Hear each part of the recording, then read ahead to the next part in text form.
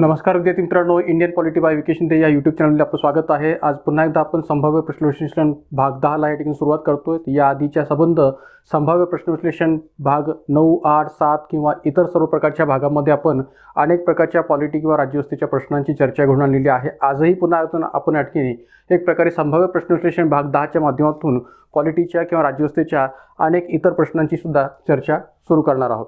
तो सुरू करूया आजच्या या संभाव्य प्रश्नविश्लेषण भाग 10 ला। हा पहा, पहिला प्रश्न या ठिकाणी दिलेला आहे। खालील विधाने वाचा। अमेरिकेमध्ये संघीय संविधानाबरोबर प्रत्येक राज्याचे स्वतंत्र असे संविधान आहे। भारतामध्ये संघ आणि घटक राज्यांचे एकच संविधान आहे। अमेरिकेमध्ये क्वासी फेडरेशन आहे। भारतामध्ये रिअल फेडरेशन आहे। कोणते विधान किंवा कोणती विधाने सत्य नाही किंवा नाहीत? अ आणि क, ब आणि ड, क आणि ड, अ आणि ब। मग आता पहा की इथं आपल्याला विचारलं गेलेलं आहे की वरील 4 विधानांपैकी कोणते विधान सत्य नाही किंवा नाहीत? म्हणजेच एक प्रकारे वरील 4 विधानांपैकी कोणते विधान असत्य आहे असा सरळ अर्थ होतो। सत्य नाही किंवा नाहीत म्हणजेच असत्य आहेत। मग आता पहा की अमेरिकेमध्ये संघीय संविधानाबरोबर प्रत्येक राज्याचे स्वतंत्र असे संविधान आहे। हे विधान या ठिकाणी सत्य आहे। त्यानंतर भारतामध्ये संघ आणि घटक राज्यांचे एकच संविधान आहे। हेही विधान या ठिकाणी सत्य आहे, कारण की भारतामध्ये एक प्रकारे संघ म्हणजेच एक प्रकारे केंद्र सरकार आणि विभिन्न प्रकारचे घटक राज्य यांचं एकच संविधान आहे। अमेरिकेप्रमाणे आपल्याकडे एक प्रकारे प्रत्येक राज्याचं स्वतंत्र असं संविधान किंवा एक प्रकारे संघीय पातळीवर असणं स्वतंत्र असं संविधान असं स्वरूप नाहीये। म्हणजे अमेरिकेमध्ये जसं 2 राज्यघटनांचं स्वरूप पाहायला मिळतं, तसं भारतामध्ये आपल्याला 2 राज्यघटनांचं स्वरूप पाहायला मिळत नाही। एकच संविधान आपल्याकडे आहे, एकच राज्यघटनेचा स्वीकार आपल्याकडे केला गेला आहे। तर त्यामुळे या ठिकाणी अ आणि ब दोन्ही विधाने बरोबर आहेत। आता क विधान म्हटलेलं गेलेलं काय की अमेरिकेमध्ये या ठिकाणी क्वासी फेडरेशन आहे, भारतामध्ये रिअल फेडरेशन आहे। आता क्वासी फेडरेशन याचा मराठी अर्थ काय होतो तर निमसंघ राज्य। तुम्ही याला एक प्रकारे अर्धसंघ राज्य असं देखील म्हणू शकता। आणि भारतामध्ये रिअल फेडरेशन आहे म्हणजे वास्तव फेडरेशन आहे, वास्तव फेडरेशन किंवा वास्तव संघ राज्य। मग आता पहा या ठिकाणी अमेरिकेमध्ये खऱ्या अर्थाने क्वासी फेडरेशन आहे का तर नाहीये, आणि म्हणून हे विधान या ठिकाणी एक प्रकारे असत्य आहे। भारतामध्ये रिअल फेडरेशन आहे का तर नाहीये, म्हणून ड ही विधान काय आहे असत्य आहे। तर भारतामध्ये कोणतं फेडरेशन आहे तर भारतामध्ये निमसंघ राज्य आहे। खऱ्या अर्थाने जर विचार केला तर भारतामध्ये कोणतं संघ राज्य आहे? निमसंघ राज्य आहे। का तर त्याचं मुख्य कारण आपलं या ब विधानातच या ठिकाणी स्पष्ट करता येईल। म्हणजे भारतामध्ये निमसंघ राज्य आहे याचं उत्तर ब विधानातूनच मिळतं की भारतामध्ये संविधानाच्या पातळीवर जर विचार केला तर केंद्र सरकार आणि विभिन्न प्रकारचे घटक राज्य सरकार यांचं म्हणून एकच संविधान आहे, एकच राज्यघटना आहे, आणि म्हणून भारतामध्ये निमसंघ राज्य आहे असं म्हणायला जागा उरते। किंबहुना भारतामध्ये कॅनडाप्रमाणेच या संघ राज्य प्रणालीमध्ये केंद्राचं असणारं जे काही वर्चस्व आहे ते अधिक आहे, केंद्राचे असणारे अधिकार जे काय ते अधिक आहेत। यामुळे भारतामध्ये निमसंघ राज्य किंवा अर्धसंघ राज्य आहे असं म्हणायला जागा उरते। आता राहिला प्रश्न या ठिकाणी अमेरिकेच्या स्तरावरचा, तर अमेरिकेमध्ये मात्र रिअल फेडरेशन आहे म्हणजे वास्तव संघराज्य आहे। अमेरिकेमध्ये रिअल फेडरेशन आहे किंवा वास्तव संघराज्य आहे।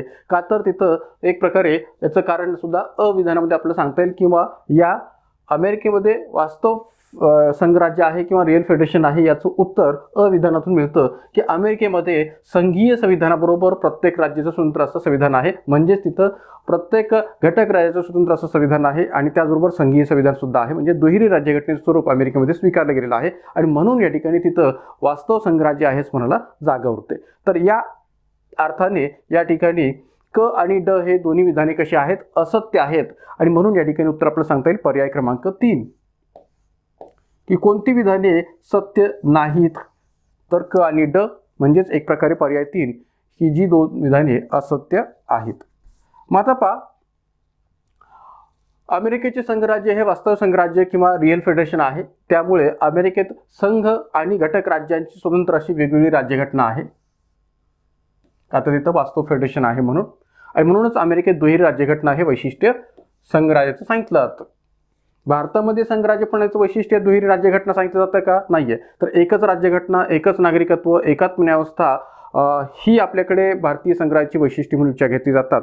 आणि विशेष म्हणजे अधिकार विभागणीमध्ये सुद्धा केंद्राचं असणारं अधिकाधिक वर्चस्व हे आपल्या भारतीय संघराज्याचं स्वरूप पाहायला मिळतं। किंवा संविधान सर्वश्रेष्ठ आहे हेही वैशिष्ट्य आपण या ठिकाणी भारतीय संघराज्य प्रणालीचे सर्व स्पष्ट करतो.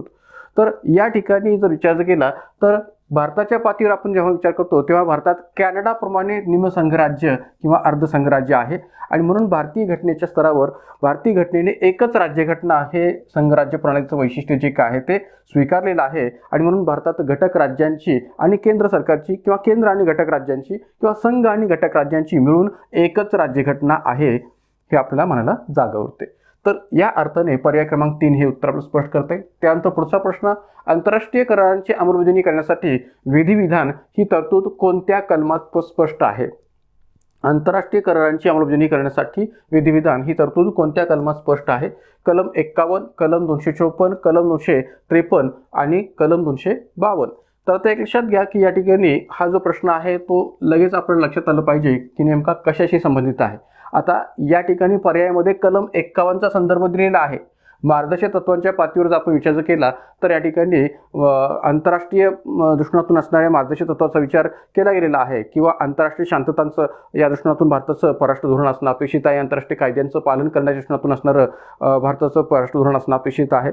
तर अशा प्रकारचे कलम 51 मध्ये मार्गदर्शक तत्वाच्या दृष्टिकोनातून असणारी तरतूद आपल्याला पाहायला मिळते. पण प्रश्न हा मार्गदर्शक तत्वांशी रिलेटेड आहे का? नाहीच आहे. तर मुळात प्रश्न हा जो काय आहे तो केंद्र राज्य संबंधाशी आहे आणि त्यातल्या त्यात या ठिकाणी केंद्र राज्य कायदेविषयक संबंधाच्या दृष्टिकोनातून आहे. कोणत्या? केंद्र राज्य कायदेविषयक संबंध, भाग 11.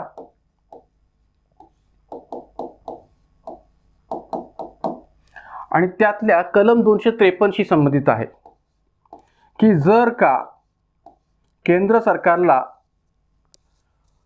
एखाद्या परकीय वित्तीय संस्थेबरोबर या ठिकाणी केंद्र सरकारने तह किंवा संधी केलेला असेल तर संबंधित तह किंवा संधीला किंवा कराराला या ठिकाणी अंमलात आणण्यासाठी राज्यसूचीतील एखाद्या विषयावर संसद जी काय ती कायदा करू शकते. या अर्थाने या ठिकाणी कलम 253चा जो संदर्भ आहे तो केंद्र राज्य कायदेशीर संबंधामध्ये आपल्याला स्पष्ट करता येतो. म्हणून या ठिकाणी आंतरराष्ट्रीय करारांची अंमलबजावणी करण्यासाठी किंवा आंतरराष्ट्रीय करारांच्या पालनासाठी संसद जी काय आहे ती विधान करू शकते. या प्रकारची तरतूद आपल्याला या केंद्र राज्य कायदेशीर संबंधामध्ये या ठिकाणी कलम 253 च्या स्पष्ट करता येते. म्हणून याचं उत्तर आपल्याला सांगता येईल पर्याय क्रमांक 3. माझा कलम 253 नुसार जे शीर्षक आहे ते शीर्षक काय आहे? आंतरराष्ट्रीय करारांची अंमलबजावणी करण्यासाठी विधिविधान. म्हणजे प्रश्नात जो काही संदर्भ या ठिकाणी दिलेला आहे तोच या ठिकाणी या कलम 253चं शीर्षक म्हणून आपल्याला सांगता येईल की आंतरराष्ट्रीय करारांची अंमलबजावणी करण्यासाठी विधिविधान. आता हे विधिविधान किंवा हे कायदे या ठिकाणी कोण करतं? तर संसद करते. आणि म्हणून त्याचं स्पष्टीकरण मी खाली दिलेलं आहे की केंद्र सरकारने परराष्ट्राशी काही करार किंवा संधी तह केले असतील तर त्यांच्या पालनासाठी केंद्र सरकारने परराष्ट्राशी काही करार संधी तह केले असतील तर त्यांच्या पालनासाठी भारताच्या संपूर्ण राज्यक्षेत्रासाठी किंवा त्यांच्या कोणत्याही एका भागाकरिता, भारताच्या संपूर्ण राज्यक्षेत्रासाठी सुद्धा किंवा भारतातल्या कोणत्याही एका भागाकरिता आवश्यकता वाटल्यास राज्यसूचीतील विषयासंबंधी कायदा करण्याचा अधिकार हा संसदेला प्राप्त होतो.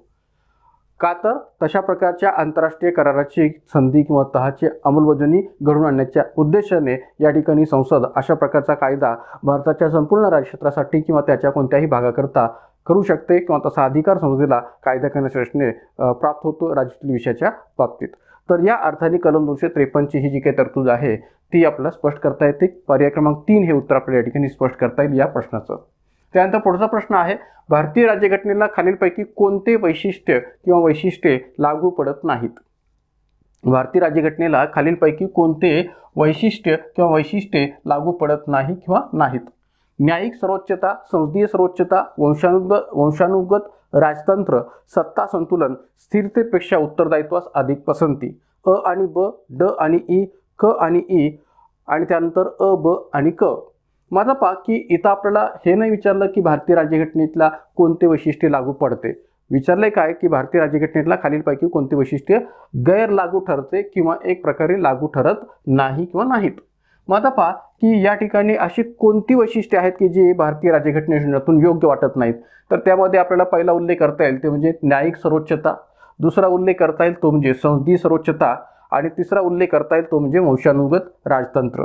या तिन्ही वैशिष्ट्यांचा संदर्भ आपण या ठिकाणी गैरलागू या दृष्टीने विचारात घेऊ शकतो.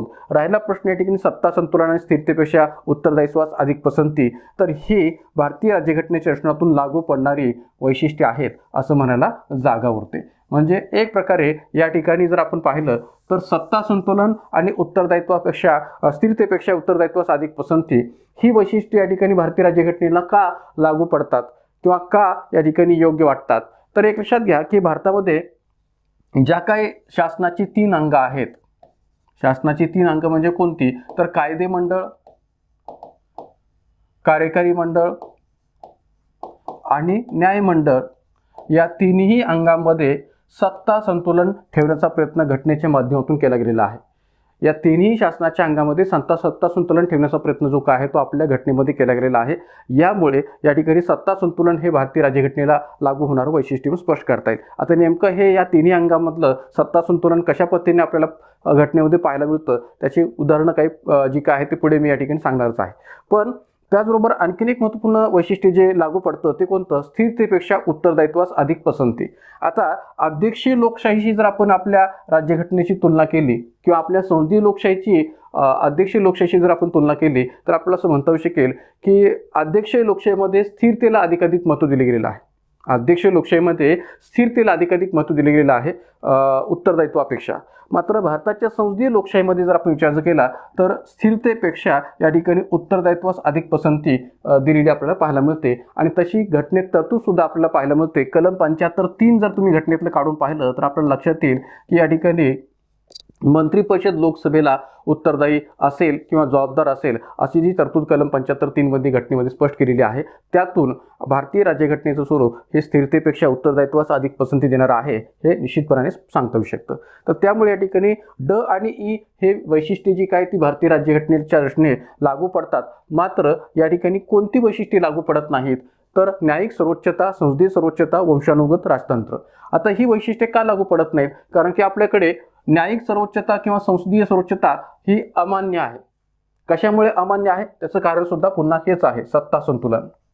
की आपल्याकडे तिन्ही शासनाच्या तिन्ही अंगांमध्ये जे काही सत्ता संतुलन ठेवलं गेलेलं आहे त्यामुळे कोणत्याच एका घटकाला सर्वोच्च आहे असं म्हणायला जागा उरत नाही. म्हणजे संसद पूर्णपणे सर्वोच्च आहे असंही म्हणायला जागा उरत नाही, सरकार किंवा कार्यकारी मंडळ पूर्णपणे सर्वोच्च आहे असंही म्हणायला जागा पडत नाही, आणि एक प्रकारे न्यायव्यवस्था ही सर्वोच्च आहे असंही म्हणायला जागा उरत नाही. का तर या ठिकाणी या तिन्ही अंगामध्ये सत्ता संतुलनाचा दृष्टिकोन आहे किंवा सत्ता संतुलनाचा जो काही या ठिकाणी संदर्भ आहे तो भारतीय राज्यघटनेच्या रचनेत स्वीकारला गेलेला असल्यामुळे या ठिकाणी भारताच्या पातळीवर न्यायिक सर्वोच्चता हेही वैशिष्ट्य गैरलागू पडतं आणि संसदीय सर्वोच्चता हे वैशिष्ट्य लागू पडत नाही.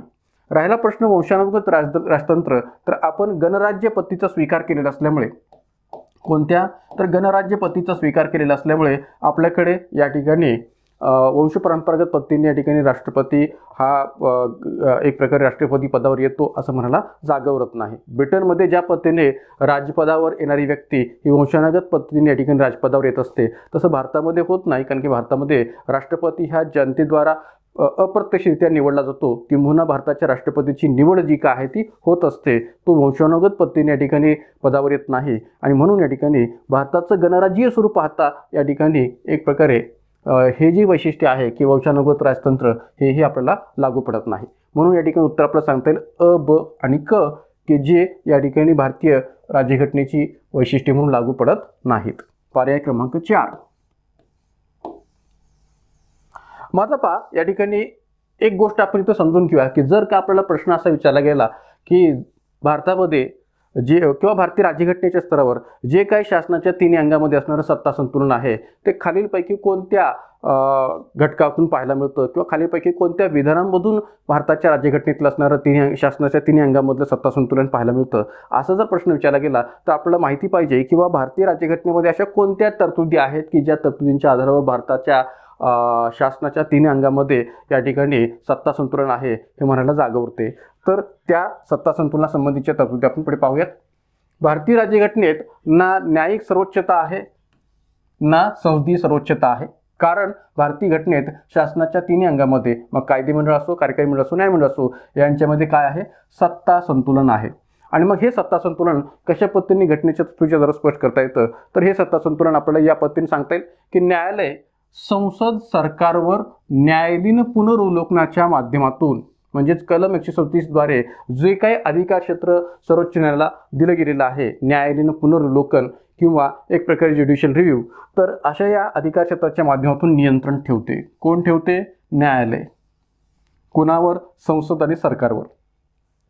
जर का संसदेकडून किंवा जर का कार्यकारी मंडळाकडून अशा प्रकारचा कायदा किंवा अशा प्रकारची घटनावस्ती होत असेल की जी घटनावस्ती किंवा जो कायदा हा घटनेच्या मूलभूत हक्कांना विरोध करणारा असेल, घटनेच्या मूलभूत चौकटीला भंग पावणारा असेल, तर निश्चितपणाने या ठिकाणी सर्वोच्च न्यायालय जे काय आहे ते आपल्या न्यायालयीन पुनर्वलोकनाच्या अधिकार क्षेत्राचा वापर करून संबंधित घटनावस्ती किंवा संबंधित कायद्याला या ठिकाणी एक प्रकारे रोखू शकते किंवा तो कायदा किंवा ती घटनावस्ती रद्द करू शकते, अवैध ठरू शकते. तर त्या दृष्टीने सर्वोच्च न्यायालय हे एक प्रकारे या दोन्ही घटकांवर नियंत्रण ठेवते असं म्हणायला जागा उरते. तसंच संसद सरकारवर नियंत्रण ठेवते. संसद अधिवेशन कालखंडामध्ये सरकारला विभिन्न प्रकारचे प्रश्न विचारून किंवा विभिन्न प्रकारच्या संसदीय आयुधांचा वापर करून या ठिकाणी अधिवेशन कालखंडामध्ये किंवा इतरही पातळीवर विरोधी पक्षांच्या माध्यमातून सरकारवर जे काही नियंत्रण ठेवलं जातं तर त्याद्वारे संसद सरकारवर नियंत्रण ठेवते असं म्हणायला जागा उरते. आणि एक प्रकारे नियंत्रण व उत्तरदायित्वाची जी काही संसदीय लोकशाहीची सूत्र आहेत ती पाहता या ठिकाणी संसद सरकारवर नियंत्रण ठेवते असं म्हणायला जागा उरते. त्यानंतर राष्ट्रपती सर्वोच्च न्यायालयाने दिलेल्या निर्णयावर कलम 72च्या माध्यमातून दयेच्या अधिकाराद्वारे स्वतंत्रपणे विचार करू शकतो. म्हणजे आता भलेही आपण या ठिकाणी असं म्हणत असलो की राष्ट्रपती काय सर्वोच्च न्यायालयाच्या निर्णयाच्या विरुद्ध असणारं अपीलीय न्यायालय नाही आहे, कारण कलम 72च्या स्तरावर असं स्पष्ट उल्लेख आहे की राष्ट्रपती हे काही या ठिकाणी अपीलीय न्यायालय नाही आहे. भले राष्ट्रपती सर्वोच्च न्यायालयाने दिलेल्या एखाद्या निर्णयाच्या प्रश्नातून किंवा मृत्यूदंडाच्या शिक्षेच्या प्रश्नातून या ठिकाणी पुनर्विचार करू शकत असला किंवा त्याचा स्वतंत्र पद्धतीने विचार करू शकत असला तरी या ठिकाणी राष्ट्रपती काय न्यायिक दृष्टीतून असणारं अपीलीय न्यायालय आहे का? तर नाही आहे. तो त्यांचा स्वतंत्र असा अधिकार आहे, त्याचा न्यायिक दृष्टीतून काही संबंध नाही आहे. तर त्यामुळे या ठिकाणी एक प्रकारे राष्ट्रपतीच्या माध्यमातून दयेच्या अधिकाराद्वारे जो काही अधिकार विचार घेतला गेलेला आहे त्यातून काय स्पष्ट होतं तर अप्रत्यक्षरित्या या ठिकाणी राष्ट्रपती सुद्धा न्यायिक व्यवस्थेवर कुठेतरी कंट्रोलिंग ठेवत आहे की काय असं या ठिकाणी आपल्याला प्रतीत होतं. म्हणजे घटनेत तसा उल्लेख डायरेक्टली नाही आहे पण इनडायरेक्टली आपण असं म्हणू शकतो की राष्ट्रपती संबंधित सर्वोच्च न्यायालयाच्या निर्णयाला परिवर्तित करू शकतं, स्थगित करू शकतं किंवा ती शिक्षा किंवा ते क्षमादानाचा विचार जो आहे तो करू शकतं. अशा अनेक तरतुदी ज्या आहेत की ज्या कलम 72मध्ये स्पष्ट केलेल्या आहेत की ज्याद्वारे राष्ट्रपती त्याच्या अधिकार क्षेत्रांतर्गत तसा निर्णय घेऊ शकतं. सांगायचं हेतू काय की अप्रत्यक्षरित्या कार्यकारी मंडळाद्वारे या ठिकाणी न्यायिक व्यवस्थेवर ठेवलं गेलेलं हे नियंत्रण आहे असं म्हणायला जागा उरते. आणि त्यातूनही कुठेतरी सत्ता संतुलन ठेवण्याचा प्रयत्न जो काय तो आपल्याकडे झालेला आपल्याला पाहायला मिळतो. म्हणजे न्यायालय संसद व सरकारवर नियंत्रण ठेवते कलम 136च्या माध्यमातून, संसद सरकारवर नियंत्रण ठेवते वेगवेगळ्या प्रकारच्या संसदीय आयुधांचा अधिवेशन काळामध्ये वापर करून, किंवा कलम 72च्या माध्यमातून राष्ट्रपती किंवा कार्यकारी मंडळाचा एक महत्त्वपूर्ण असा भाग जो का आहे तो न्यायिक व्यवस्थेवरच्या या निर्णयांच्या असणे अप्रत्यक्षरित्या तरी या ठिकाणी तो एक प्रकारे नियंत्रण ठेवतोय. तर अशा या वेगवेगळ्या पातळीवरचा आपण विचार केला किंवा आता पुढेही मी असं स्पष्ट केलेलं आहे की संसद न्यायिक व्यवस्थेबाबत घटनादुरुस्ती करू शकते. संसद न्यायिक व्यवस्थेबाबत घटनादुरुस्ती करू शकते. उदाहरणार्थ 99वी घटनादुरुस्ती की ज्याचा संबंध या ठिकाणी आपल्याला जोडता येतो NJACC national judiciary appointment commission, राष्ट्रीय न्यायिक नियुक्ती आयोग, की ज्या राष्ट्रीय न्यायिक नियुक्ती आयोगाला नंतर सर्वोच्च न्यायालयाने एक प्रकारे अवैध ठरवलेला आहे किंवा रद्द ठरवलेला आहे. पण अशा प्रकारची 99वी घटनादुरुस्ती कुणी घडून आणली होती न्यायिक व्यवस्थेच्या बाबतीत? तर ती संसदेनेच घडून आणली होती. किंवा न्यायिक व्यवस्थेच्या रचनातून जे काही वेगवेगळ्या प्रकारचे कायदे असतील किंवा न्यायिक व्यवस्थेतल्या न्यायाधीशांच्या वेतन व सेवा शर्तीच्या रचनातून असणारे निर्णय असतील ते कुणाकडून घेतले जातात? आपल्याकडे तर संसदेकडूनच घेतले जातात. म्हणजे घटनेतली विभिन्न प्रकारची अशी अनेक पदं आहेत, मग ती न्यायिक पदं असोत किंवा इतर कोणत्याही प्रकारचे अनेक घटनात्मक पदं असोत, त्यांच्या बाबतीत कायदे करण्याचा अधिकार संसदेलाच दिला गेलेला आहे. किंवा निवडणूक आयोगाच्याही बाबतीत या ठिकाणी कायदे करण्याचा अधिकार संसदेलाच दिला गेलेला आहे. न्यायिक व्यवस्थेच्या रचनेतून कायदे करण्याचा अधिकार सुद्धा संसदेला दिला गेलेला आहे. तर त्याचा विचार करता इथं संसद आणि न्यायालय यांच्याही पातळीवरच असणारं हे सत्ता संतुलनाचं स्वरूप आपल्याला पाहायला मिळतं. सांगायचं हेतू काय की हे सत्ता संतुलन आपल्याकडे कशा पद्धतीनं आहे, तर संसदेचं असणारं सरकारवरचं नियंत्रण, सरकारचं असणारं न्यायिक व्यवस्थेवरचं नियंत्रण, संसदेचं असणारं पुन्हा न्यायिक व्यवस्थेवरचं नियंत्रण किंवा न्यायालयाचं असणारं संसद सरकारवरचं नियंत्रण, असे सगळ्याच शासनाची ही तिन्ही अंग एकमेकावर या ठिकाणी प्रत्यक्ष अप्रत्यक्षरित्या नियंत्रण ठेवतात आणि त्यातून कुठेतरी या ठिकाणी सत्ता संतुलन जे काय आहे ती घटनेमध्ये प्रस्थापित करण्याचा प्रयत्न आपल्याकडे झालेला आपल्याला दिसून येतो. आणि त्यामुळे या ठिकाणी सत्ता संतुलनाचा हा जो काही सिद्धांत आहे तो भारतीय राज्यघटनेमध्ये स्वीकारला गेलेला असल्यामुळे भारतीय राज्यघटनेच्या स्तरावर संसद सर्वश्रेष्ठ आहे किंवा न्यायालय पूर्णपणे सर्वश्रेष्ठ आहे, न्यायिक सर्वोच्चता आहे, संसदीय सर्वोच्चता आहे असं म्हणायला जागा उरत नाही. आणि म्हणून या ठिकाणी सत्ता संतुलनाचा हा जो काही सिद्धांत आहे आणि त्याशी संबंधित या ज्या काही संबंध घटनेतल्या तरतुदी आहेत त्या आपण लक्षात ठेवण्याची गरज आहे. आपण जर ब्रिटनशी भारतीय राज्यघटनेची तुलना जर केली तर ब्रिटनमध्ये मात्र संसद सर्वश्रेष्ठ आहे, संसद सर्वोच्च आहे असं म्हणायला जागा उरते. कशा पद्धतीने पुढे एका प्रश्नामध्ये त्याचा उल्लेख करणारच आहे. त्याशिवाय या ठिकाणी भारत हे गणराज्य असलेल्या रचनेचा जर विचार केला तर भारत हे गणराज्य असल्याने वंशानुगत राजतंत्र हे वैशिष्ट्य भारतीय राज्यघटनेला लागू पडत नाही. कारण तर भारतामध्ये राष्ट्रपती हा निवडून दिला जातो, तो काही वंश परंपरेने या ठिकाणी पदावर येत नाही. म्हणून तर या अर्थाने पर्याय क्रमांक 4 हे उत्तर आपल्याला देता येईल की एक प्रकारे अ ब क ही वैशिष्ट्ये भारतीय राज्यघटनेला लागू पडत नाहीत. त्यानंतर पुढचा प्रश्न आहे ब्रिटनमध्ये संसद सर्वश्रेष्ठ आहे कारण. आता पहा की मागच्या प्रश्नामध्ये आपण या ठिकाणी सत्ता संतुलनाचा संदर्भ घेऊन भारतामध्ये संसद सर्वश्रेष्ठ का नाहीये किंवा न्यायालय सुद्धा पूर्णपणे सर्वोच्च का नाहीये याचा पूर्ण आढावा घेतला. आता आपण इथं ब्रिटनच्या प्रश्नातून विचार करूया. आता बऱ्याच मुलांना प्रश्न इथं पडणं साहजिक आहे की भारतीय राज्यघटनेच्या अंतर्गत या ठिकाणी ब्रिटनच्या राज्यघटनेच्या प्रश्नातून प्रश्न विचारला जाईल का. तर मित्रांनो एक लक्षात घ्या की याच्या आधी जर आपण पाहिलं तर आयोगाने बऱ्याच वेळा भारताची ब्रिटनच्या राज्यघटनेशी तुलना करून, भारताची अमेरिकन राज्यघटनेशी तुलना करून, ऑस्ट्रेलियाच्या राज्यघटनेशी तुलना करून प्रश्न विचारलेले आहेत. किंबहुना NCERTच्याही पुस्तकांमध्ये अशी तुलना आपल्याकडे पाहायला मिळते. तर त्यामुळे या ठिकाणी असं समजण्याची गरज नाही की भारतीय राज्यघटनेचा अभ्यास करत असताना केवळ भारतीय राज्यघटनेच्या तरतुदीविषयीच प्रश्न विचारले पाहिजेत किंवा आयोगाने तसे प्रश्न विचारलेले आहेत असं नाहीये. तर इतर देशांशी तुलना करून सुद्धा भारतीय राज्यघटनेविषयी किंवा इतर देशांच्या राज्यघटनांविषयी प्रश्न आयोगाने विचारलेले आहेत आणि विचारणं हे आवश्यक आहे किंवा साहजिक आहे. का तर ज्या भारतीय राज्यघटनेमध्ये आपण इतर देशांच्या राज्यघटनांचे विभिन्न स्रोत स्वीकारलेले आहेत त्या दृष्टीतून अशा प्रकारचा प्रश्न तुलनात्मक दृष्टीने विचारला तर ते काही चुकीचं असणार नाहीये.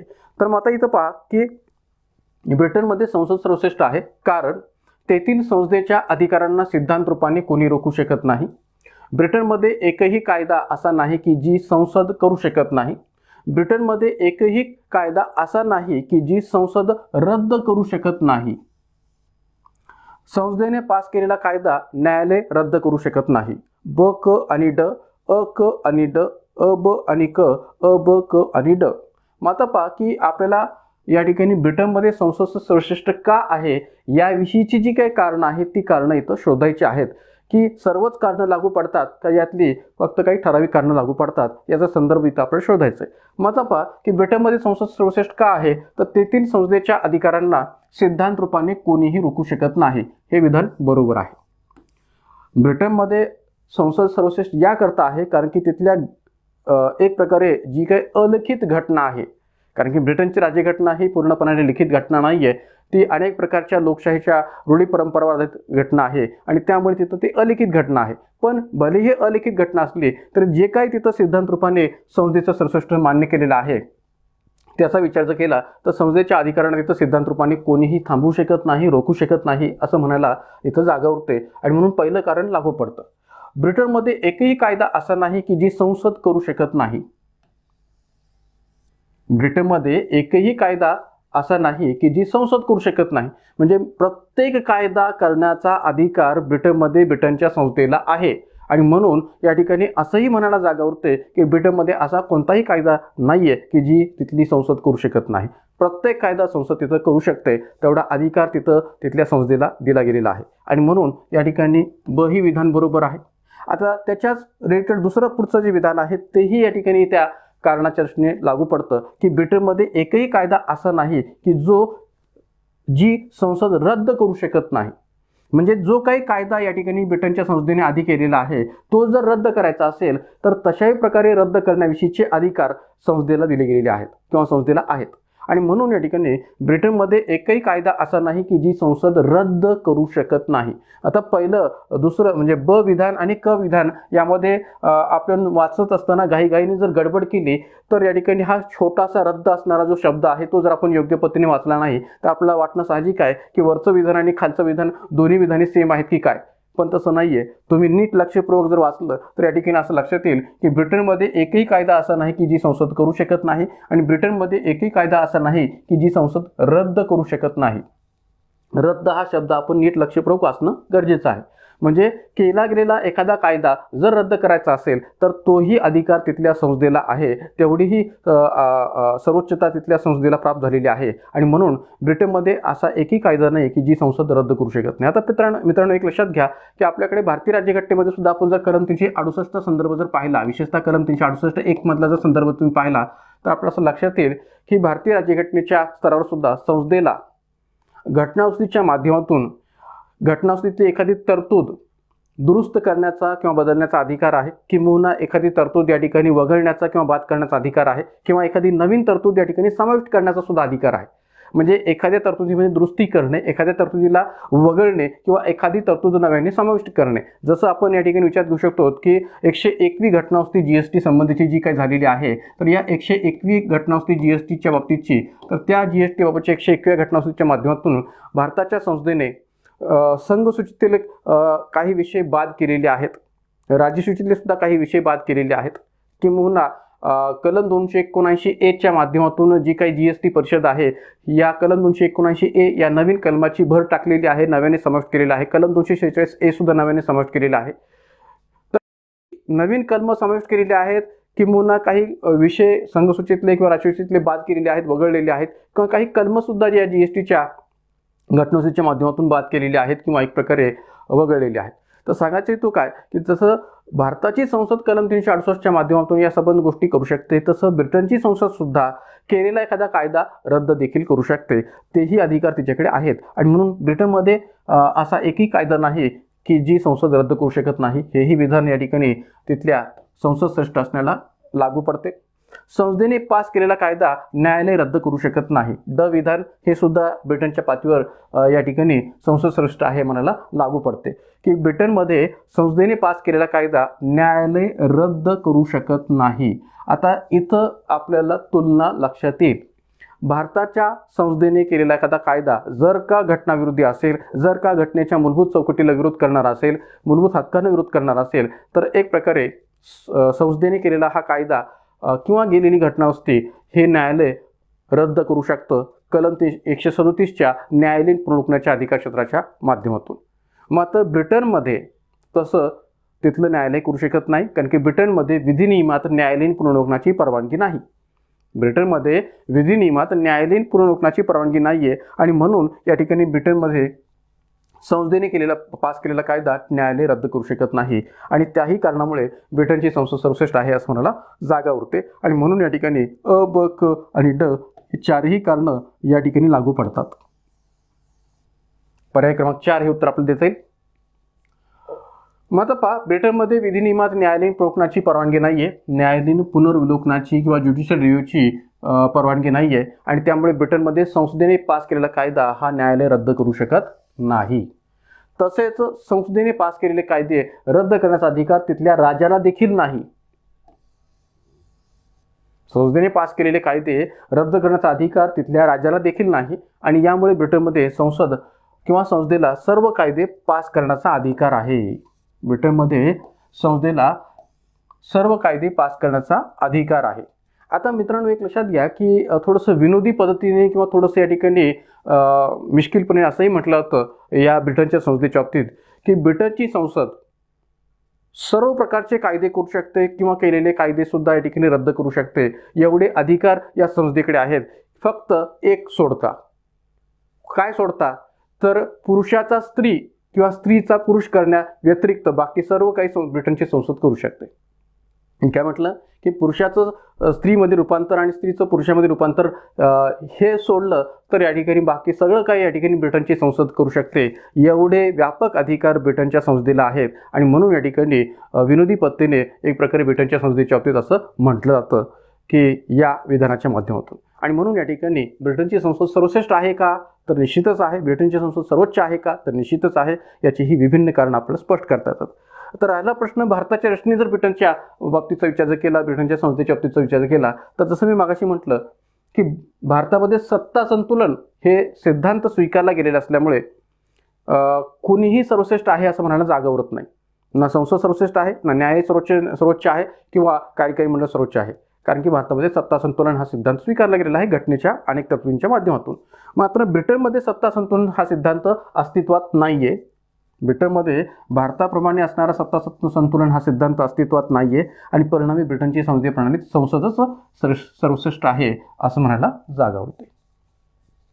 आता पुढचा प्रश्न, आपल्याला या महत्त्वपूर्ण तथ्याला विसरून चालणार नाही की गेल्या 30 वा 40 वर्षांमध्ये देशाच्या शासन व्यवस्थेमध्ये उत्तरदायित्वाच्या वैशिष्ट्याचा समावेश झाला आहे. आपल्या संवैधानिक परंपरा संसदीय झाल्या आहेत. या अनुभवानंतर या परंपरेला का सोडायचे, ज्या परंपरा रुजण्यास 100 वर्षांपेक्षा अधिक काळ लागला आहे. संविधान सभेतील संसदीय लोकशाहीविषयी हे विधान कोणाचे आहे? Doctor Babasaheb Ambedkar, J B. Kripalani, K M. Munshi, K T. Shah.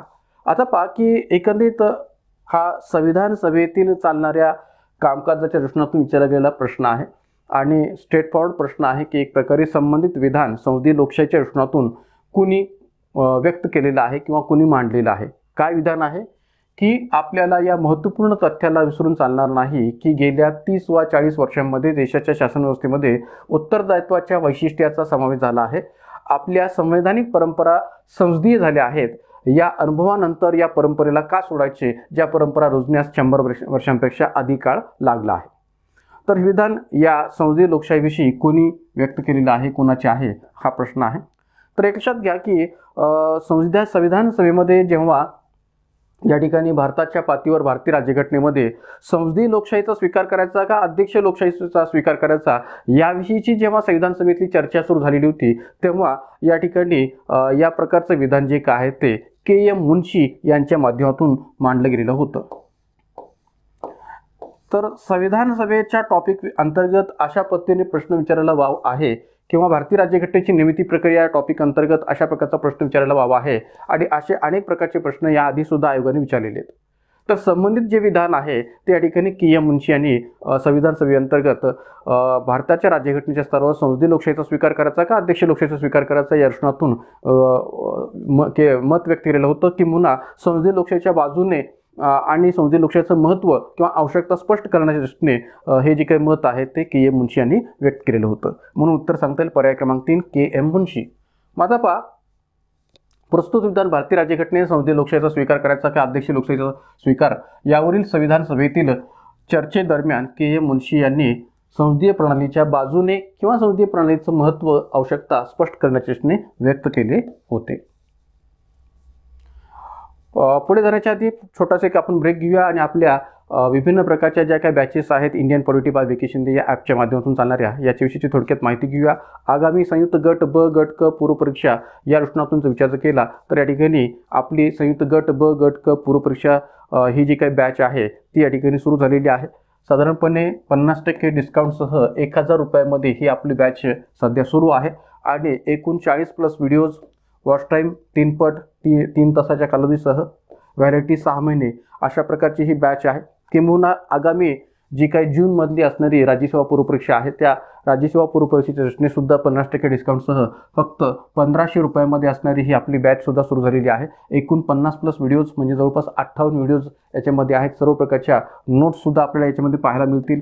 किंबहुना या ठिकाणी 3 तासांच्या कालावधीसह 3 पट असणारा वॉच टाईम आहे आणि व्हॅलिडिटी आहे 6 महिने. तर या दोन्ही बॅचेसच्या दृष्टीतून सुद्धा जर कोणत्याही प्रकारची एन्क्वायरी करायची असेल तर या दोन्ही कॉन्टॅक्ट नंबरवर आपण याबाबतची जी काही एन्क्वायरी आहे ती करू शकता. किंबहुना आपली एक प्रकारे पंचायत राज आणि नागरिक सुशासन स्पेशल बॅचसुद्धा सुरू झालेली आहे. 70% डिस्काउंटसह या ठिकाणी या बॅचची जी फीस आहे ती फक्त 300 रुपये आहे आणि या बॅचमध्ये सुद्धा जवळपास एकूण 20+ व्हिडिओज, वॉच टाईम 3 तासांच्या कालावधीसह 3 पट आणि त्याचबरोबर व्हॅलिडिटी 6 महिने. तर याही बॅचमध्ये सर्व प्रकारचे जे काही पंचायत राज संस्थांशी संबंधित किंवा स्थानिक स्वराज्य संस्थांशी संबंधित सगळे जे घटक आहेत मग ते पेसा कायदा 1996 असेल किंवा एक प्रकारे स्थानिक स्वराज्य संस्थांचा विकास असेल, 73वी 74वी घटनावली असेल, तिन्ही पंचराज संस्थांचा विस्तृत असा संदर्भ असेल, चार्टसह असणारा संदर्भ असेल, तर अशा अनेक प्रकारच्या वेगवेगळ्या अँगलने या ठिकाणी या संबंध टॉपिकविषयीची जी चर्चा आहे ती या बॅचमध्ये घडून आलेली आहे आणि याच्याही सर्व नोट्स या ठिकाणी या बॅचमध्ये अवेलेबल आहेत. त्याचबरोबर या ठिकाणी बेसिक फाउंडेशन बॅच जे विद्यार्थी या ठिकाणी नव्याने तयारी करू इच्छित आहेत या राज्यसेवा पूर्वपरीक्षा किंवा संयुक्त गट ब गट क पूर्वपरीक्षांची, तर त्या विद्यार्थ्यांना समोर ठेवून या ठिकाणी बेसिक फाउंडेशन बॅच पण आपण सुरू केलेली आहे. किंवा या ठिकाणी सरळ सेवेच्या परीक्षांच्या रचनेसुद्धा ही बॅच आपल्याला उपयोगाची आहे. तर याही बॅचमध्ये या ठिकाणी एकूण 30+ व्हिडिओज, वॉच टाईम 3 तासांच्या कालावधीसह 3 पट आहे आणि व्हॅलिडिटी 6 महिने आहे आणि या बॅचची फीस आहे फक्त 700 रुपये.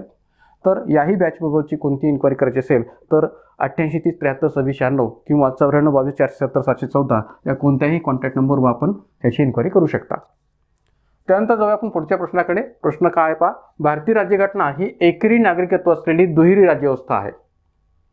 भारतीय राज्यघटना ही एकेरी नागरिकत्व असलेली दुहेरी राज्यव्यवस्था आहे.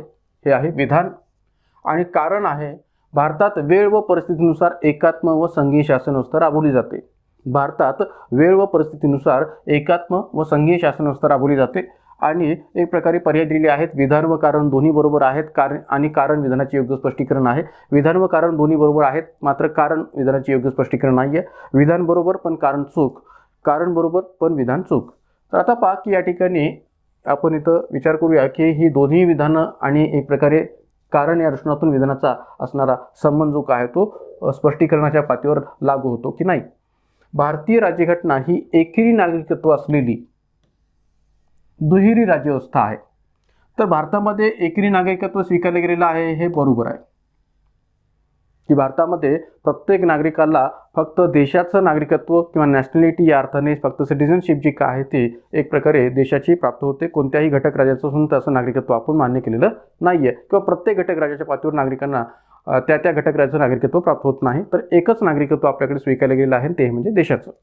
आणि पुढे म्हटलेलं आहे काय की दुहेरी राज्यव्यवस्था आहे. तर ऑब्व्हियसली भारतामध्ये दुहेरी राज्यव्यवस्था आहे कारण की आपल्याकडे जी काही संघराज्य प्रणाली स्वीकारली गेलेली आहे त्या संघराज्य प्रणालीचा विचार करता केंद्र सरकारच्या पातळीवर असणारं केंद्र शासनाचं स्वरूप आणि घटक राज्याच्या पातळीवर असणारं घटक राज्याच्या शासनाचं स्वरूप किंवा केंद्र आणि घटक राज्य यांच्यामध्ये झालेलं अधिकार विभागणी कायद्यांच्या निर्मितीच्या रचनेसुद्धा, तर त्या पातळीवर या ठिकाणी संघीय स्वरूप विचार घेता या ठिकाणी दुहेरी राज्यव्यवस्था आहे असं म्हणायला जागा उरते. तर त्यामुळे या ठिकाणी विधान कसं आहे तर बरोबर आहे. आता कारण बरोबर आहे का आणि कारण विधानाचं योग्य स्पष्टीकरण आहे का हेही इथं विचार घेऊया. भारतात वेळ व परिस्थितीनुसार एकात्म व संघीय शासन व्यवस्था राबवली जाते.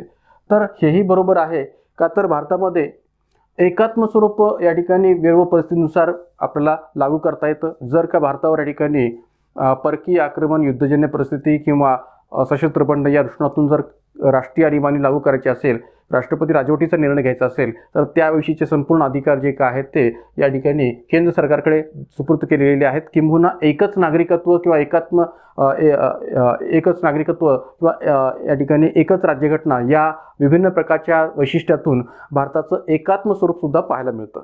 म्हणजे एकेरी नागरिकत्व हे सुद्धा एकात्म स्वरूप दर्शवतं आणि दुहेरी राज्यव्यवस्था ही संघीय शासन व्यवस्था दर्शवते. आणि म्हणून या ठिकाणी कारण हे विधानाचं योग्य स्पष्टीकरण आहे का तर आहे. का तर या ठिकाणी भारतातलं असणारं जे काही एकेरी नागरिकत्वाचं स्वरूप की ज्यातून एकात्म स्वरूप पाहायला मिळतं भारताचं आणि दुहेरी राज्यव्यवस्था की ज्यातून आपलं संघीय स्वरूप पाहायला मिळतं आणि म्हणून या ठिकाणी विधान आणि कारण दोन्ही बरोबर आहेत आणि कारण विधानाचं योग्य स्पष्टीकरण आहे असं म्हणायला जागा उरते. म्हणून पर्याय क्रमांक 1 हे उत्तर आपलं स्पष्ट करता येईल. मग आता भारतीय घटनेत एकेरी नागरिकत्व आहे कारण त्यातून भारताचे एकात्म स्वरूप स्पष्ट होते आणि दुहेरी राज्यव्यवस्था आहे का तर या ठिकाणी केंद्र, घटक राज्य, शासन यातून भारताचं संघीय स्वरूप पाहायला मिळतं. मग आता हे जे काही एकात्म आणि त्याचबरोबर या ठिकाणी असणारं संघीय स्वरूप याची ज्या काही तरतुदी आहेत घटनेच्या पातळीवरच्या त्या कोणत्या आहेत तर आता पहा, जसं मी मगाशी म्हटल्याप्रमाणे की कलम 352, 356, 360 नुसार असणाऱ्या जे काय आणीबाणीविषयक तरतुदी आहेत की ज्यातून भारतातलं असणारं जे काय एकात्म स्वरूप आहे ते स्पष्ट होतं. प्रभावी केंद्र शासन यातूनही एकात्म स्वरूप स्पष्ट होतं. एकच घटना किंवा एकच नागरिकत्व यातून सुद्धा या ठिकाणी भारताचं एकात्म स्वरूप पाहायला मिळतं. तर कलम 368 नुसार घटनास्थीच्या विधेयकाच्या बाबतीत या ठिकाणी जर या ठिकाणी विचार जर केला किंवा घटनास्थीच्या दृष्टीने जर विचार जर केला तर घटनास्थी विधेयकात संसदेचे विशेष बहुमत व निम्म्या घटक राज्यांच्या विधिमंडळांनी पारित केलेली जाण्याची आवश्यकता याचा जर विचार जर केला तर इथं संघीय स्वरूप आपल्याला पाहायला मिळतं.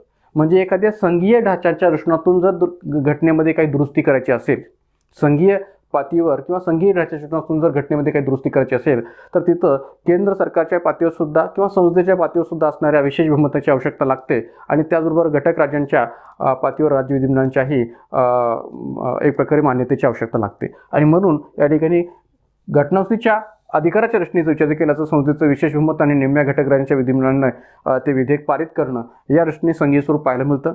किंवा अधिकार विभागणी जी काय केंद्र राज्य संबंधांच्या पातळीवर असणारी कायदेशीर दृष्टिकोनातून असणारी अधिकार विभागणी आपल्याला पाहायला मिळते. किंवा वित्तीय पातळीवर सुद्धा असणारी जी काही अधिकार विभागणी आहे, प्रशासकीय पातळीवर सुद्धा असणारी जी काही अधिकार विभागणी आहे त्याचा जर विचार केला तर या ठिकाणी यातून सुद्धा संघीय स्वरूप जे आहे ते स्पष्ट होतं.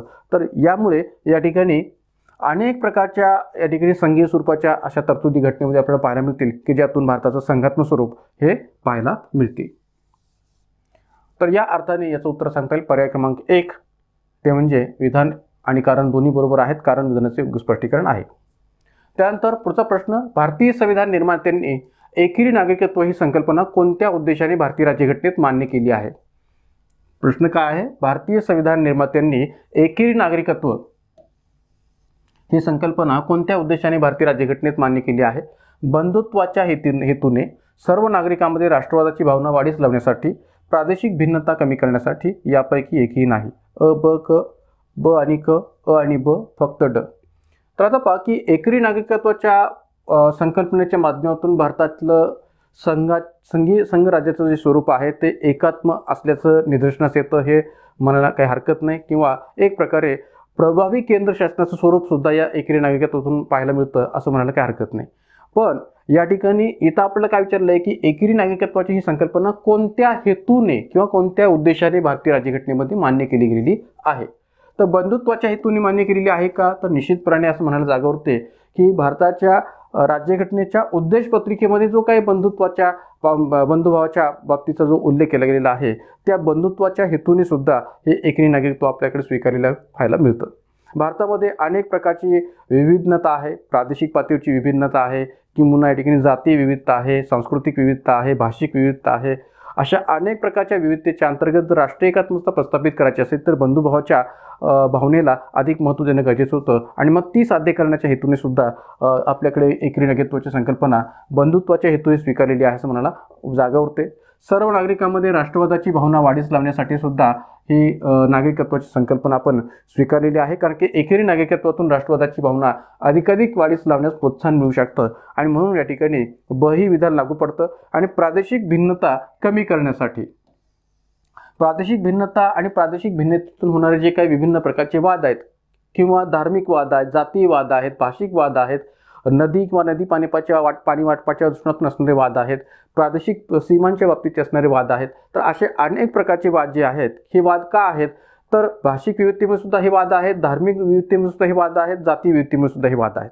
अनेक प्रकारची विविधता हीच या वादांना कारणीभूत आहे असं म्हणायला जागा उरते. पण तरीही विविधता असून सुद्धा राष्ट्रीय एकात्मता प्रस्थापित करायची असेल आणि प्रादेशिक भिन्नता जर या ठिकाणी कमी करायची असेल तर या ठिकाणी नागरिकत्व हे एकच असणं अपेक्षित होतं. आणि म्हणून या ठिकाणी आपण भलेही प्रादेशिक पातळीवर विभिन्न कारणांनी विविध वेगवेगळ्या वैशिष्ट्यांनी पाहायला मिळत असलो तरी नागरिकत्वाच्या पातळीवर एकच नागरिकत्व स्वीकारलेली संकल्पना आपल्याकडे असल्यामुळे या प्रादेशिक भिन्नतेला कमी करण्यामध्ये बऱ्याच प्रमाणात हातभार लागतो या एकेरी नागरिकत्वाच्या माध्यमातून. आणि म्हणून या ठिकाणी हे पण कारण इथं आपल्याला सांगता येऊ शकेल. तर या ठिकाणी हे उत्तर आपल्याला स्पष्ट करता येईल. या भारतीय राज्यघटनेमध्ये एकेरी नागरिकत्वाची संकल्पना मान्य केलेली आहे. कोणत्या हेतूने? तर या सर्व हेतूने हे उत्तर आपल्याला देता येईल. पर्याय क्रमांक 1. मात्र पहा, भारतीय घटनेत एकेरी नागरिकत्वाची संकल्पना सर्व भारतीय नागरिकात बंधुत्वाची भावना वाढीस लावणे किंवा निर्माण व्हावी आणि संपूर्ण भारतात जी काही भाषिक, सांस्कृतिक, वांशिक, धार्मिक, जाती विविधता आहे ती जरी असली तरी प्रादेशिक भिन्नता कमी करून भेदभावरहित एकच राष्ट्र ही जी काही संकल्पना आहे ती साध्य करण्यासाठी किंवा एकात्मतेची भावना निर्माण होण्यासाठी एकरी नागरिकत्वाचा स्वीकार जो काय तो केला गेलेला आहे. मग आता पहा की एकच राष्ट्र ही जी काही संकल्पना आहे ती डॉक्टर बाबासाहेब आंबेडकरांनी सुद्धा या ठिकाणी स्पष्ट केलेली आहे. आणि विशेष म्हणजे भलेही त्यांचा एकच राष्ट्र या संकल्पनेचा संबंध एकरी नागरिकत्वाच्या रचनातून डायरेक्टली नसला तरी या ठिकाणी संघीय ढाच्याचं स्वरूप स्पष्ट करत असताना त्यांनी प्रभावी केंद्र शासनाचं महत्त्व स्पष्ट करत असताना या एकच राष्ट्राच्या संकल्पनेला महत्त्वपूर्ण असं स्थान दिलेलं होतं की भारतामध्ये एकच राष्ट्र ही संकल्पना तेव्हाच रुजू शकते जेव्हा या ठिकाणी प्रभावी केंद्र शासन असेल आणि प्रभावी केंद्र शासन याचा संबंध एकरी नागरिकत्वाशी जोडायला काय हरकत नाही. आणि म्हणून या ठिकाणी ह्या ज्या काही सर्व प्रकारच्या विविधता आहेत त्या विविधतेच्या माध्यमातून जी काही प्रादेशिक भिन्नता पाहायला मिळते ती प्रादेशिक भिन्नता कमी करून जर भेदभाव रहित एकच राष्ट्र हे निर्माण करायचे असेल आणि एकत्वाची भावना विकसित करायची असेल तर एकरी नागरिकत्वाचा स्वीकार करणं हे अपेक्षित होतं. आणि म्हणून त्याही हेतूने आपण एकरी नागरिकत्व स्वीकारलेलं आहे असं म्हणायला जागा उरते. आणि एवढंच नव्हे तर नागरिकांमध्ये राष्ट्रवादाची भावना वाढीस लावण्यास सुद्धा या ठिकाणी हे एकरी नागरिकत्व मदत करते. आणि म्हणून हेही कारण इथं आपलं इथं सांगता येऊ शकेल. पुढचा प्रश्न, विधान भारतीय न्यायव्यवस्था ही एक स्वतंत्र न्यायव्यवस्था आहे कारण भारताची संपूर्ण न्यायव्यवस्था हे एक श्रेणीबद्ध संघटन आहे. विधान व कारण बरोबर आहेत, कारण विधानाचे योग्य स्पष्टीकरण आहे. विधान व कारण बरोबर आहेत मात्र कारण विधानाचे योग्य स्पष्टीकरण नाही आहे. विधान बरोबर पण कारण चूक, कारण बरोबर पण विधान चूक. आता पहा की या ठिकाणी हा प्रश्न अशा प्रकारे देण्यामागचा हेतू काय आहे तर सध्याच्या भारताच्या पातळीवरील या ठिकाणी न्यायिक पातळीवरचा जर आपण संदर्भ पाहिला तर मागच्या काही महिन्यांमध्ये किंबहुना या ठिकाणी मागच्या काही कालावधीमध्ये जर आपण पाहिलं तर सरकार विरुद्ध न्यायालय असा जो संघर्ष आहे किंवा किंबहुना केंद्र सरकार वर्सेस सर्वोच्च न्यायालय हा जो काही संघर्ष आहे तो वारंवार पाहायला मिळालेला आहे. भारताचे कायदामंत्री असणारे किरण रिजिजू यांनी NJACच्या मुद्द्यावरून नॅशनल ज्युडिशरी अपॉइंटमेंट कमिशन या मुद्द्यावरून म्हणा किंवा कॉलेजियम पद्धतीवरून म्हणा जे काही वेगवेगळ्या प्रकारची वक्तव्य केलेली आहेत, वेगवेगळ्या प्रकारची विधानं केलेली आहेत किंबहुना या प्रक्रियेमध्ये किंवा या पूर्ण या ठिकाणी चर्चेमध्ये भारताचे उपराष्ट्रपती जगदीप धनखड सुद्धा या ठिकाणी समाविष्ट राहिलेले आहेत. त्यांनी सुद्धा राज्यसभेच्या पातळीवर एक विशेष प्रकारचे विधान करून या चर्चेला पुन्हा आणखीन वाढवण्याचा प्रयत्न केलेला होता. तर त्याचा जर विचार केला तर या ठिकाणी असं म्हणायला काही हरकत नाही की स्वतंत्र न्यायव्यवस्थेच्या रचनातून एखादा जरी प्रश्न आपल्याला आयोगामध्ये विचारायला आयोगाच्या या आगामी परीक्षेमध्ये विचारायला काही हरकत नाही आहे. कारण की स्वतंत्र न्यायव्यवस्थेच्या रचनातून जे काही अनेक प्रश्न उपस्थित केले जाऊ लागलेले आहेत सध्याच्या पातळीवर त्याचा विचार करता हा प्रश्न जो काय तो निश्चितच योग्य आहे असं मला वाटतं. मग आता पहा की इथं काय म्हटलेलं आहे की भारतीय न्यायव्यवस्था ही एक स्वतंत्र न्यायव्यवस्था आहे. बरोबर आहे. भारतीय न्यायव्यवस्थेचं जे काय स्वतंत्र स्वरूप जे आहे ते घटनेच्या विभिन्न तरतुदीतून पाहायला मिळतं आणि म्हणून भारताच्या राज्यघटनेमध्ये स्वतंत्र न्यायव्यवस्था स्वीकारली गेलेली आहे हे म्हणायला जागा उरते. कारण की आपण अमेरिकन राज्यघटनेतून स्वतंत्र न्यायव्यवस्थेचं स्वरूप भारतीय राज्यघटनेमध्ये स्वीकारलेलं आहे आणि म्हणून भारतीय न्यायव्यवस्था ही एक स्वतंत्र न्यायव्यवस्था आहे हे विधान बरोबर आहे. राहिला प्रश्न, भारताची संपूर्ण न्यायव्यवस्था हे एक श्रेणीबद्ध संघटन आहे. ही एक श्रेणीबद्ध संघटन आहे तर हे देखील बरोबर आहे. कारण की भारताच्या न्यायव्यवस्थेमध्ये जी काय बाय हेरार्की आपल्याला पाहायला मिळते, अधिकारपद परंपरा जी काय पाहायला मिळते त्याचा जर विचार केला तर भारतीय न्यायव्यवस्था ही एक श्रेणीबद्ध संघटन आहे असं म्हणायला पूर्णपणाने या ठिकाणी जागा उरते. कशा पद्धतीने तर कनिष्ठ न्यायालयाच्या पातळीवर असणारं स्वरूप, उच्च न्यायालयाच्या पातळीवरचं असणारं स्वरूप आणि सर्वोच्च न्यायालयाच्या पातळीवरचं असणारं स्वरूप याचा जर आपण हेरार्की वजा जर विचार केला तर या ठिकाणी बाय हेरार्की या ठिकाणी ही एक श्रेणीबद्ध संघटन आहे किंवा अधिकारपद परंपरेच्या रचने या ठिकाणी ही एक श्रेणीबद्ध संघटन आहे आणि म्हणून ते एकात्म न्यायव्यवस्थेचं स्वरूप स्पष्ट करतं असंही म्हणायला जागा होते. आणि म्हणून या ठिकाणी संपूर्ण न्यायव्यवस्था ही एक श्रेणीबद्ध संघटन आहे की ज्यातून भारतीय न्यायव्यवस्थेचे एकात्म स्वरूप स्पष्ट होतं आणि म्हणून या ठिकाणी कारण देखील बरोबर आहे. आता राहिला प्रश्न या ठिकाणी की भारतीय न्यायव्यवस्था ही एक स्वतंत्र न्यायव्यवस्था आहे याचं या ठिकाणी कारण हे योग्य स्पष्टीकरण आहे का तर नाही आहे. स्वतंत्र न्यायव्यवस्था ही एक वेगळी कन्सेप्ट आहे, एकात्म न्यायव्यवस्था ही एक वेगळी कन्सेप्ट आहे आणि त्यामुळे या ठिकाणी विधानाचा जेव्हा आपण विचार करतो कारणाशी सहसंबंध जोडण्याचे असणे, स्पष्टीकरणाचे असणे तर तो स्पष्टीकरण पूर्णपणे लागू पडत नाही. भारतीय न्यायव्यवस्था स्वतंत्र का आहे? कारण की भारतीय राज्यघटनेमध्ये अनेक अशा स्वतंत्र न्यायव्यवस्थेच्या तरतुदी केल्या गेलेल्या आहेत की ज्यामुळे भारतीय न्यायव्यवस्था स्वतंत्र आहे असं म्हणायला जागा उरते. कोणकोणत्या तरतुदी आहेत त्याचा संदर्भ मी पुढे दिलेलाच आहे. पण या ठिकाणी एकात्म न्यायव्यवस्था हे त्याचं कारण आहे असं म्हणता येऊ शकत नाही आणि म्हणून या ठिकाणी उत्तर आपलं सांगता येईल पर्याय क्रमांक 2 की विधान व कारण बरोबर आहेत, मात्र कारण विधानाचे योग्य स्पष्टीकरण नाहीये. माता विधान यात भारतीय न्यायव्यवस्था ही स्वतंत्र असण्याचा उल्लेख आहे. विधानामध्ये काय उल्लेख आहे की भारतीय न्यायव्यवस्था स्वतंत्र आहे. पण ही स्वतंत्र का आहे, तर त्याच्यामध्ये घटनेमध्ये अनेक अशा तरतुदी आहेत की ज्या तरतुदींमुळे भारतीय न्यायव्यवस्था स्वतंत्र आहे असं म्हणायला पूर्णपणाने वाव मिळतो, मुभा मिळते. कोणती कारणे आहेत, तर न्यायाधीशांची नियुक्ती भारताच्या राष्ट्रपतींच्या माध्यमातून केली जाते, यामुळे भारतीय न्यायव्यवस्था स्वतंत्र आहे. पात्रतेच्या अटी, या पात्रतेतल्या ज्या काही संबंध अटी आहेत, नागरिक असावा किंवा एक प्रकारे न्यायिक अनुभव असावा, राष्ट्रपतीच्या मदतीतून नामवंत कायदेतज्ञ असावा, अशा अनेक प्रकारच्या ज्या काही अटी सर्वोच्च न्यायालयाच्या न्यायाधीशांच्या बाबतीत किंवा एक प्रकारे इतरही ज्या काही पात्रता आहेत की ज्या उच्च न्यायालयाच्या न्यायाधीशांच्या बाबतीत स्पष्ट केलेल्या आहेत, तर त्याचा विचार करता या ठिकाणी त्यातून सुद्धा भारताच्या न्यायिक व्यवस्थेचं स्वतंत्र जे काही स्वरूप आहे किंवा स्वतंत्र न्यायव्यवस्थेचं असणारं जे काही स्वरूप आहे ते मान्य होतं. त्यांचं वेतन संसदेच्या माध्यमातून निश्चित केलं जातं आणि ते वेतन त्यांच्या कार्यकाळात कधी कमी केलं जात नाही, तर ते वरचेवर वाढवलं जातं. याचाही विचार जर केला तर या ठिकाणी एक प्रकारे ते स्वतंत्र न्यायव्यवस्थेचं स्वरूप आहे. शपथेचा मसुदा की ज्यामध्ये सुद्धा न्यायाधीशांनी जी काही शपथ घ्यायची आहे त्यामध्ये कोणत्याही सूडबुद्धीला विचारात न घेता, कोणत्याही लोभाला बळी न पडता किंवा कुणाच्याही दबावाखाली न येता आपण न्यायिक व्यवस्थेचं कामकाज पाहू, अशा प्रकारची शपथेचा मसुदा स्पष्ट केलेला आहे. कार्यकालाची असणारी सुरक्षितता, वयाच्या 65 वर्षापर्यंत 65 इयर्सपर्यंत या ठिकाणी सर्वोच्च न्यायालयाचे न्यायाधीश जे काय आहे ते पदावर कार्यरत राहू शकतात किंवा वयाच्या 62 वर्षापर्यंत उच्च न्यायालयाचे न्यायाधीश हे पदावर कार्यरत राहू शकतात. त्यातून त्यांची कार्यकालाची सुरक्षितता ठेवली गेलेली आहे की जेणेकरून त्यांनी निपक्ष आणि स्वतंत्र पद्धतीने न्यायदानाचं काम करावं.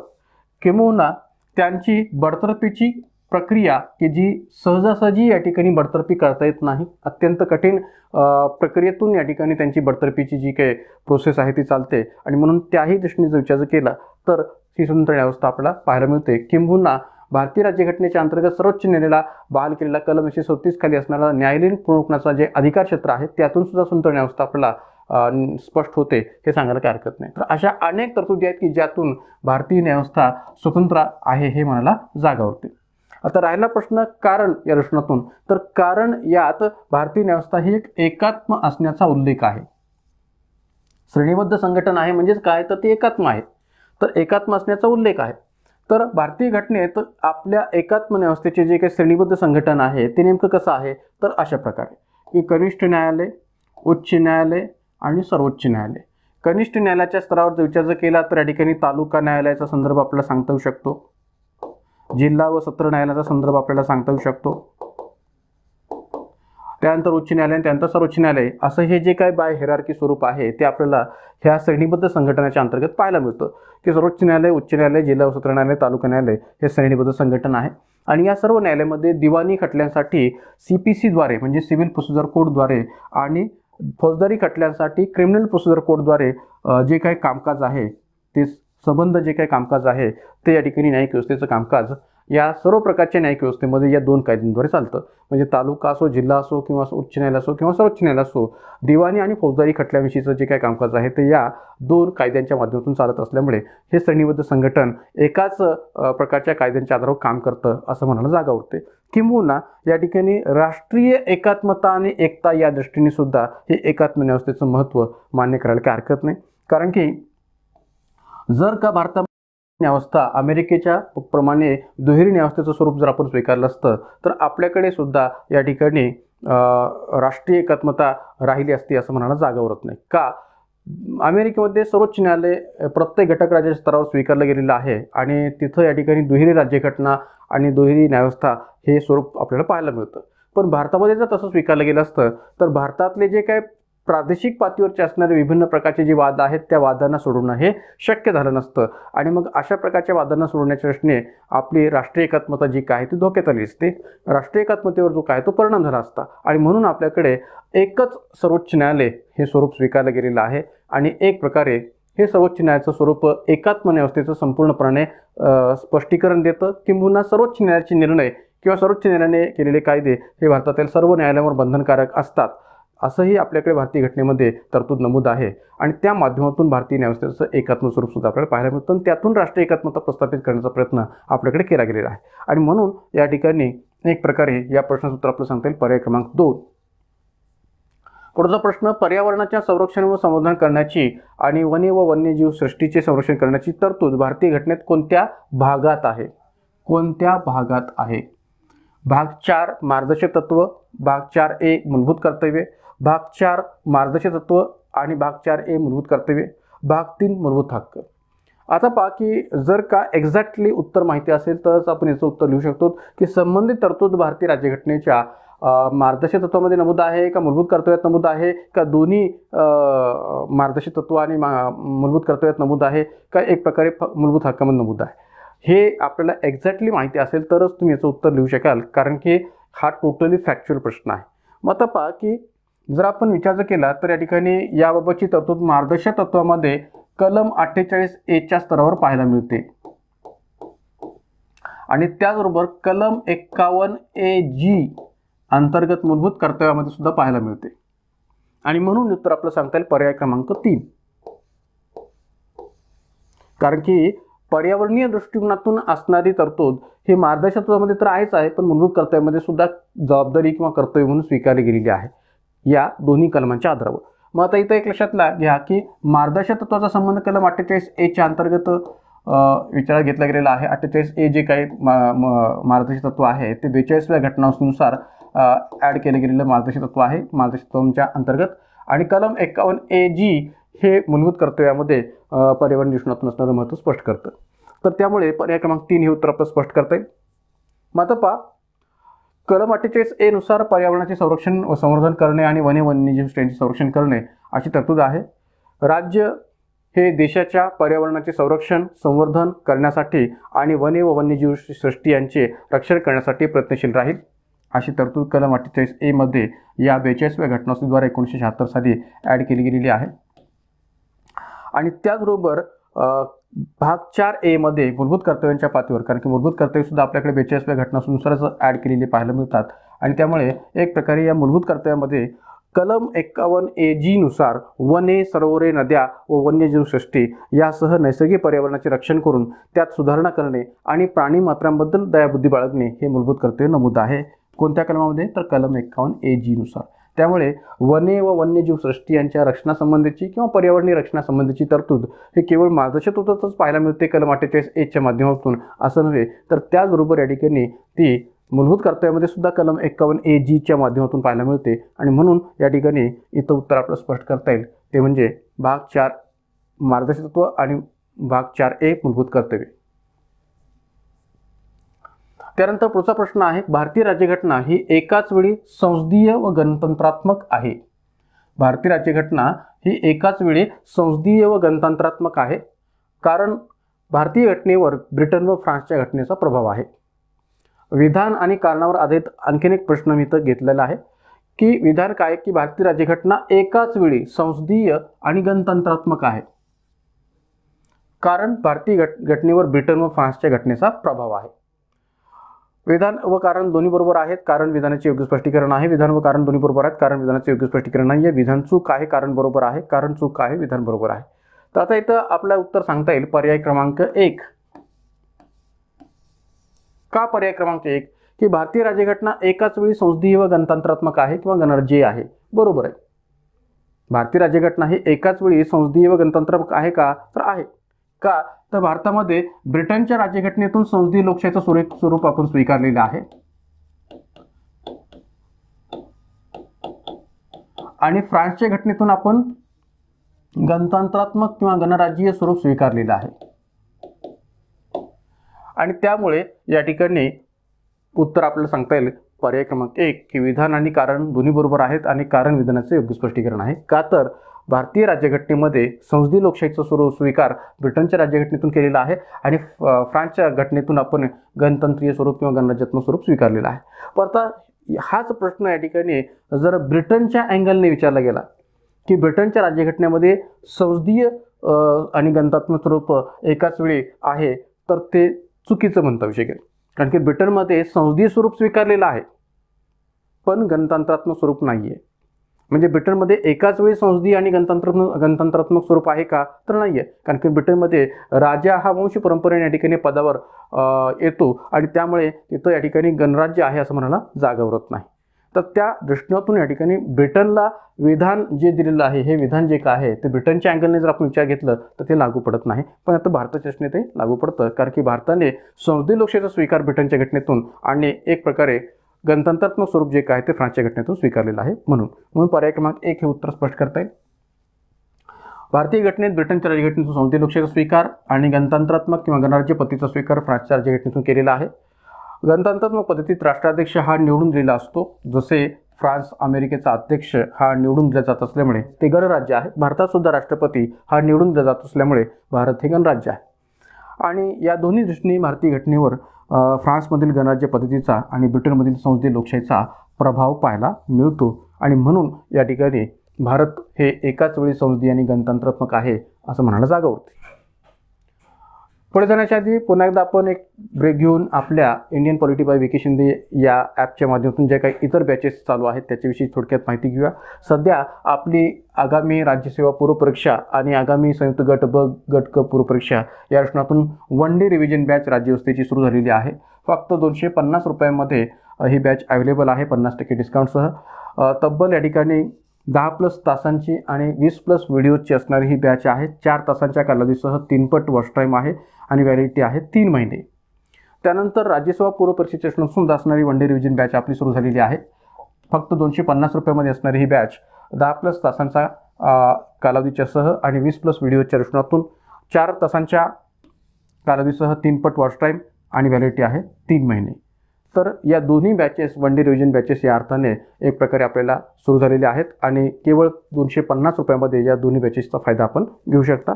या दोन्ही बॅचेसविषयीची कोणतीही एन्क्वायरी करायची असेल तर या दोन्ही कॉन्टॅक्ट नंबरवर आपण त्याबाबतची एन्क्वायरी करू शकता. किंबहुना या ठिकाणी घटनावस्ती आणि कलमे स्पेशल बॅच की जी आपल्याला राज्यसेवा पूर्वपरीक्षा किंवा एक प्रकारे गट ब गट क पूर्वपरीक्षा यामध्ये पण उपयोगाची आहे. किंबहुना या ठिकाणी जो काय आता संयुक्त गट ब गट क मुख्य परीक्षेचा जो सिलेबस या ठिकाणी नव्याने आपल्याकडे झालेला आहे तर त्यामध्ये पण घटनेतील महत्त्वाची कलमे असं या ठिकाणी एक घटक आहे. त्याही दृष्टीने हा जो काही टॉपिक आहे तो निश्चितच आपल्याला फायदेशीर ठरू शकणार आहे किंवा एक प्रकारे ही बॅच जी काय ती उपयोगाची ठरणार आहे. तर जी काही घटनावस्ती आणि कलमे स्पेशल बॅच जी आहे ती 50% डिस्काउंटसह फक्त 100 रुपयामध्ये अवेलेबल आहे. घटनेतील महत्त्वाच्या घटनावस्त्या व कलमांचं विस्तृत विश्लेषण आणि ते वेगवेगळ्या प्रकारच्या प्रश्नांच्या आधारे सुद्धा असणारं विश्लेषण तुम्ही याच्यामध्ये पाहू शकता. किंबहुना याच्या विस्तृत नोट्ससुद्धा आपल्याला या बॅचमध्ये अवेलेबल होतील. एकूण 10+ व्हिडिओची असणारी ही बॅच आहे. वॉच टाईम 3 पट आहे आणि कालावधी आहे किंवा व्हॅलिडिटी आहे 3 महिने. त्याचबरोबर डिपार्टमेंटल PSI पूर्वपरीक्षेची सुद्धा बॅच आपली सुरू झालेली आहे. फक्त 700 रुपयामध्ये ही जी काही बॅच आहे ती आपल्याला प्राप्त होऊ शकते 50% डिस्काउंटसह.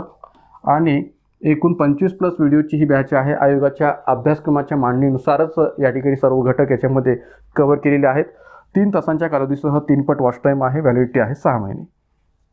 तर या दोन्ही बॅचेसविषयीची कोणतीही इन्क्वायरी करायची तर या कॉन्टॅक्ट नंबरवर आपण याबाबतची इन्क्वायरी करू शकता.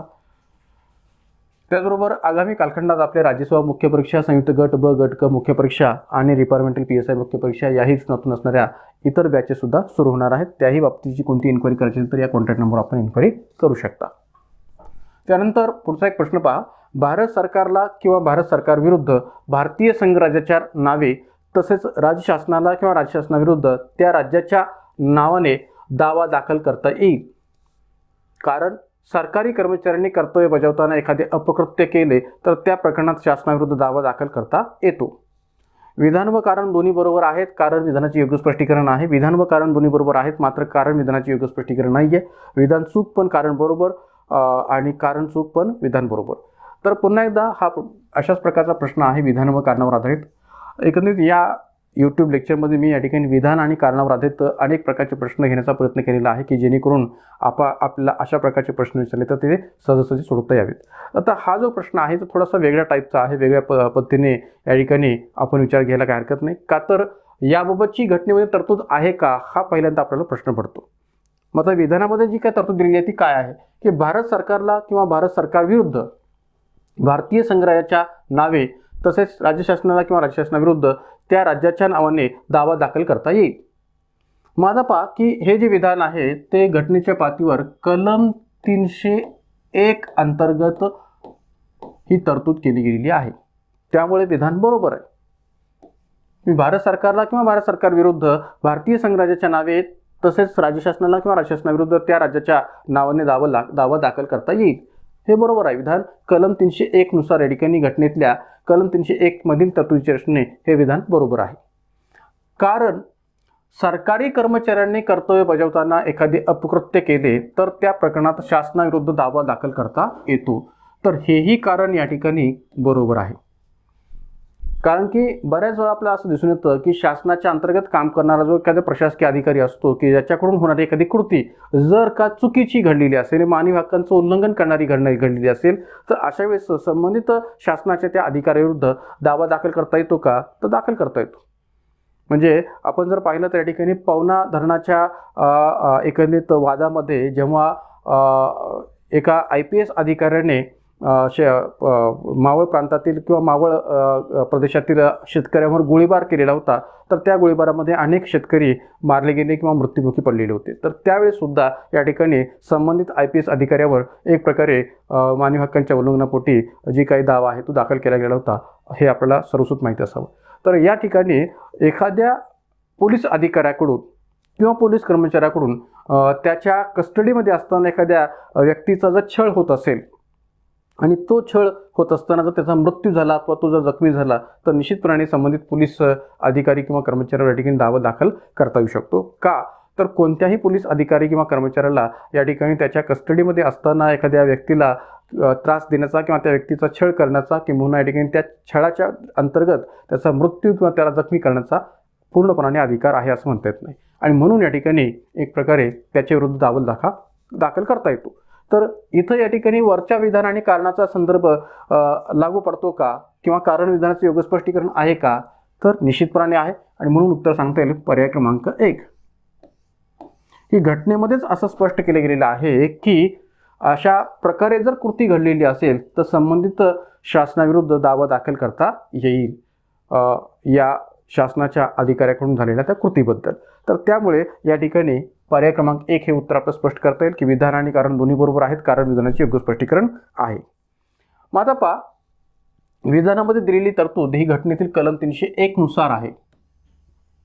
कोणती? जी विधान अंतर्गत दिलेली तरतूद आहे ती कलम 301 नुसार दिलेली आहे किंवा नमूद आहे.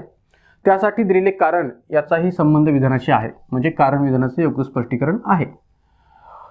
कारण यातील केलेला उल्लेख म्हणजे हा जो काही कारणामध्ये केलेला उल्लेख आहे की सरकारी कर्मचाऱ्यांनी कर्तव्य बजावताना एखादे अपकृत्य केले तर त्या प्रकरणात शासनाविरुद्ध दावा दाखल करता येतो.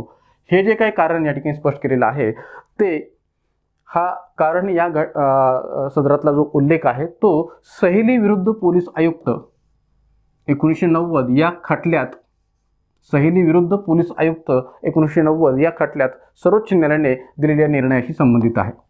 म्हणजे कारणामध्ये दिलेला जो काही उल्लेख आहे तो या ठिकाणी या खटल्याशी संबंधित आहे. आणि त्या अर्थाने जर विचार केला तर सहेली विरुद्ध पोलीस आयुक्त 1990 या खटल्यात सर्वोच्च न्यायालयाने वरील जो काही उल्लेख आहे त्या उल्लेखाच्या दृष्टीतून निर्णय दिलेला आपल्याला पाहायला मिळतो.